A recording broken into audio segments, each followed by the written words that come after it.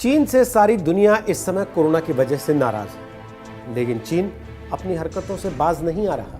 ऐसे वक्त में जब चीन को दुनिया की मदद करनी चाहिए थी, चीनी कंपनियां कोरोना की मार की वजह से दुनिया भर में कमजोर पड़ चुकी कंपनियों को औने पौने दाम में खरीद लेने की साजिश में जुटी हुई। और इसी से बचने के लिए ज्यादातर देशों ने क्या किया कि उन्होंने अपने प्रत्यक्ष विदेशी निवेश यानी कि एफडीआई के नियमों में बदलाव कर दिया।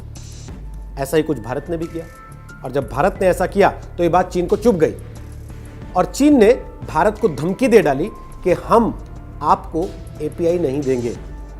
एपीआई फार्मा सेक्टर का एक ऐसा तत्व है जिसके बारे में आज हम आपको विस्तार से बताने वाले हैं, और ये भी बताने वाले हैं चीन के एपीआई नहीं देने से भारत के फार्मा सेक्टर पर क्या कोई फर्क पड़ेगा, या फिर भारत खुद से एपीआई बनाकर चीन की इस दादागिरी को खत्म नहीं कर सकता, इसकी अकड़ को खत्म नहीं कर सकता।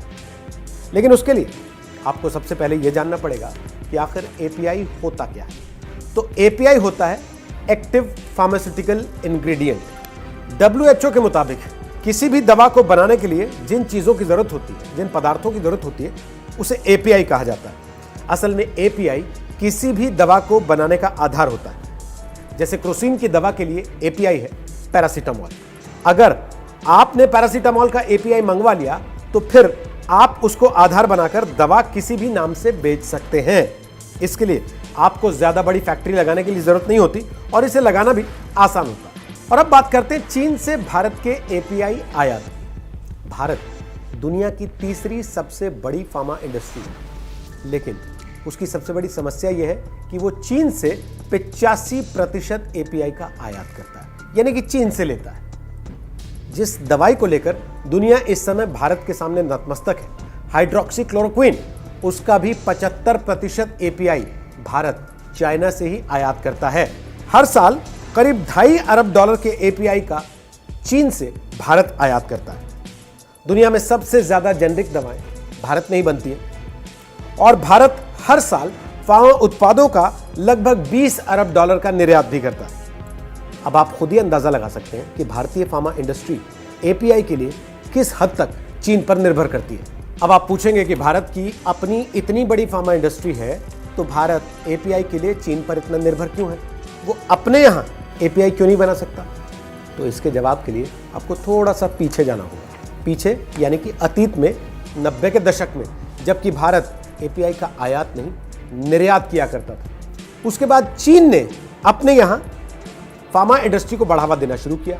चीन की सरकार ने उसे सपोर्ट बहुत हद तक किया और वहां पर सस्ती बिजली, सस्ती जमीन, सस्ती लेबर, सब कुछ मुहैया कराना शुरू किया, जिसकी वजह से चीनी इंडस्ट्री छा गई और उसने अपने एपीआई की डंपिंग भारत के बाजार में शुरू कर दी। हिमाचल के एक इंडस्ट्रियलिस्ट सतीश सिंगला की माने तो चीन के यहाँ प्लांट्स बहुत बड़े बड़े हैं, उनकी प्रोडक्शन कैपेसिटी काफ़ी ज़्यादा है, जबकि भारत में फार्मा इंडस्ट्री के लिए नियम कानून काफ़ी सख्त हैं। राज्यों और केंद्र के अलग अलग नियम हैं, उनको मानने के तौर तरीके अलग अलग हैं, लिहाजा फार्मा इंडस्ट्री पर दबाव बहुत ज़्यादा हो जाता है। इसलिए वो चीन से एपीआई का आयात कर लेना बेहतर और मुनासिब समझते हैं। और सिर्फ इतना ही नहीं है, चीन के लिए एपीआई का सस्ता कच्चा माल जुटाना भी ज़्यादा आसान है। दूसरी बड़ी चीज़ यह है कि चीन अपने यहाँ बड़े बड़े फर्मेंटेशन रिएक्टर लगाने में कामयाब है, जिसकी भारत में जगह नहीं बन पाई है अभी तक, क्योंकि इंडस्ट्री इतना खर्चा नहीं करना चाहती। और उससे भी बड़ी बात यह कि भारतीय दवा उद्योग वो रिसर्च एंड डेवलपमेंट पर बहुत ज़्यादा पैसा नहीं लगाना चाहता। तो क्या भारत कभी भी एपीआई के लिए चीन पर अपनी निर्भरता खत्म कर पाएगा? इंडियन ड्रग मैन्युफैक्चरर्स एसोसिएशन के प्रेसिडेंट महेश जोशी कहते हैं कि ये एक लंबी प्रक्रिया है, रातों रात ऐसा हो पाना संभव नहीं है। चीन के पास बहुत सारे प्लस पॉइंट्स हैं, उनके पास सस्ती ज़मीन है, उनके पास सस्ती लेबर है, उनके नियम कानून आसान है। भारत में सबसे बड़ी समस्या है इस मामले में आड़े आने वाले प्रदूषण से जुड़े मानक, नियम कानून और साथ ही साथ जमीन अधिग्रहण के लिए सामने आने वाली समस्याएं।